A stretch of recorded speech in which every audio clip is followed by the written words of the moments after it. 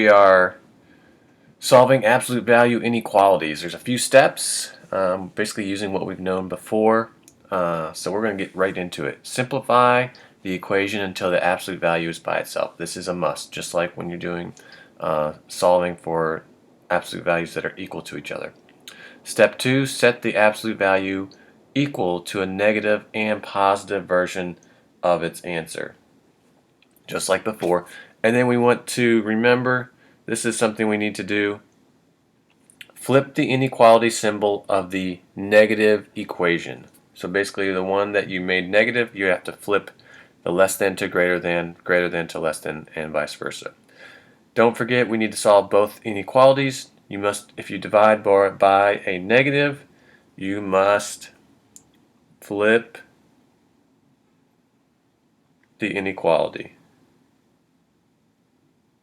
So when you divide by a negative, flip the inequality. We're not going to graph today. And then finally plug your answers back in to the original equation to check for extraneous solutions. This is something that you can do for practice, but does not actually have to be done for absolute value inequalities. So we won't be doing that today, just to save some time, but it's good practice. So as we look, we're going to go through our examples. 4x plus 5, the absolute value greater than 13. So it's already by itself, the inequality, so we can start solving.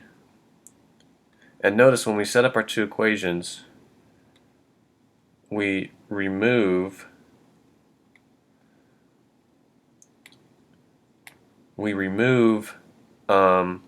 the absolute value sign. So our second one, 4x plus 5, is now less than negative 13.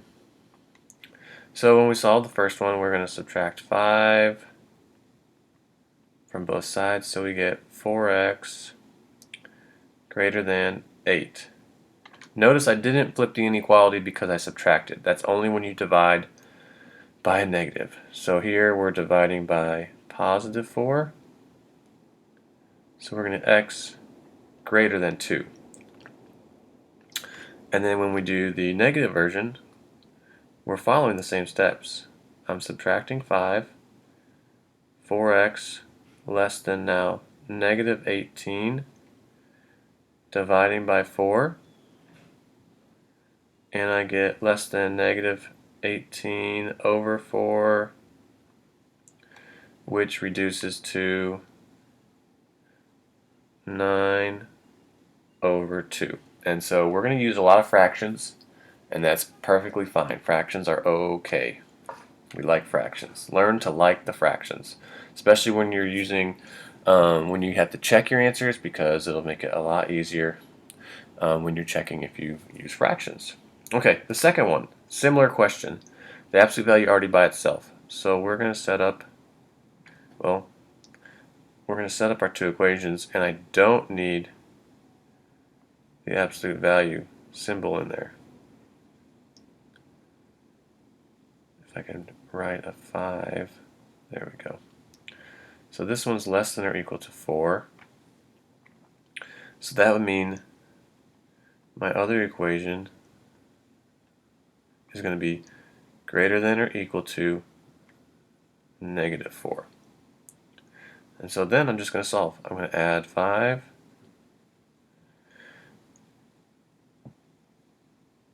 So 3x less than or equal to 9. When I divide by 3, I get x less than or equal to 3. And what you'll see a lot of times in these type of problems is one will solve nicely. You'll have like an x less than or equal to negative 3, but then when you do the other one, you're going to end up with a fraction, just by how it works.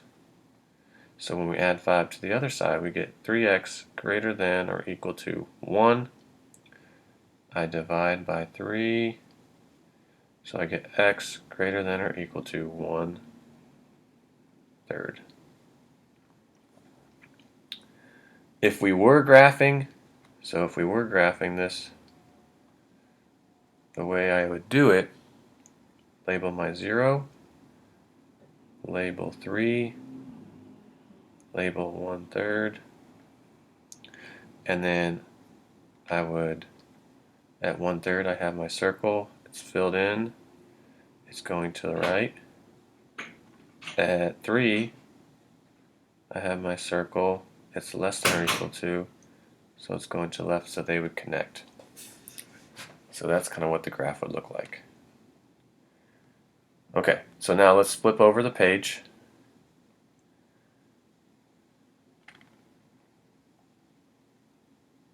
For some more examples.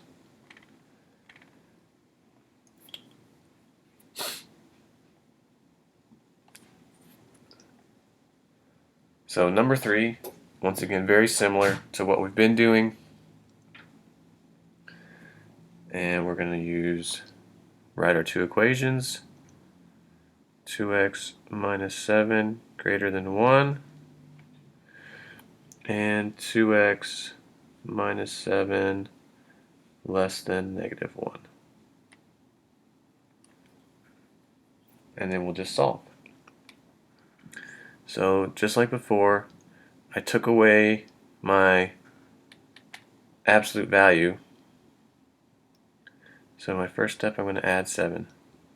So it's going to give me 2x greater than 8. And then just divide by 2.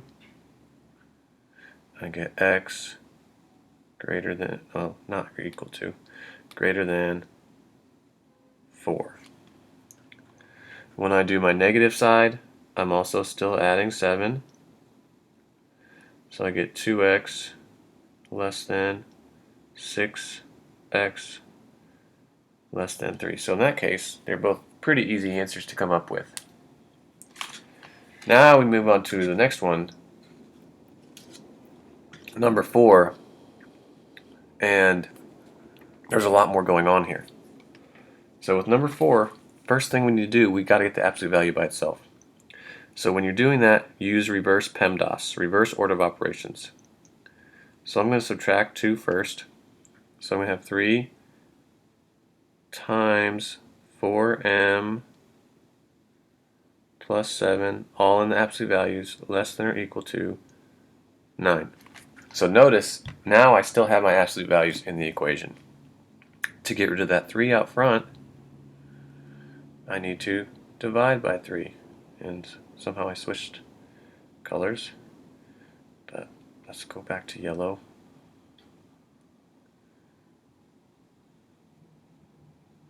So now I have, man, I am, sorry, touching all these different things. 4m plus 7 in absolute values is less than or equal to 3. Now I can write my two equations. So my first one stays the same. Just 4m plus 7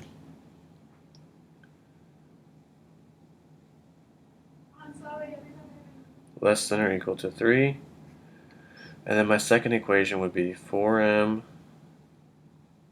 plus 7 greater than or equal to negative 3.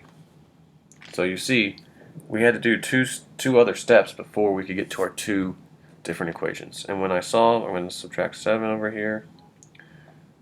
4m less than or equal to negative 4. I'm going to divide by 4. I'm going to end up with m less than or equal to negative 1. On my right hand side, I'm going to subtract 7. When I do that, I have 4m greater than or equal to negative 10. When I divide by 4, I'm going to end up with a fraction, m greater than or equal to, and this simplifies to negative 5 over 2, and I'm fine with that. Leave it as that. That's negative 2.5, and that is fine for your answer. So that one, number 4, had a lot of steps. So go back through, make sure you use reverse order of operations to get absolute values by itself, and then once you do that, it's the same as before. We're just solving equations. All right. So now we move on to number 5. Take a quick look at 3 and 4. We're going to zoom in on 5. And with this one, you can see we need to get rid of this 5 out front. So I'm going to divide by 5 first. So I get y plus 3 in absolute values is less than 3. Now I can set up my two equations. So I'm going to rewrite the first one without absolute values. And then the second equation, I make my negative, so I switch the inequality and make it negative. Now I'm going to solve for both. When I subtract 3, I know in class the other day, a lot of you were wondering, am I okay? I got a 0. It's perfectly fine to get a 0 as part of your answer. That's fine. That's just another number. And then over here we get y greater than negative 6. So don't get freaked out by seeing something with a 0 in it. That's okay.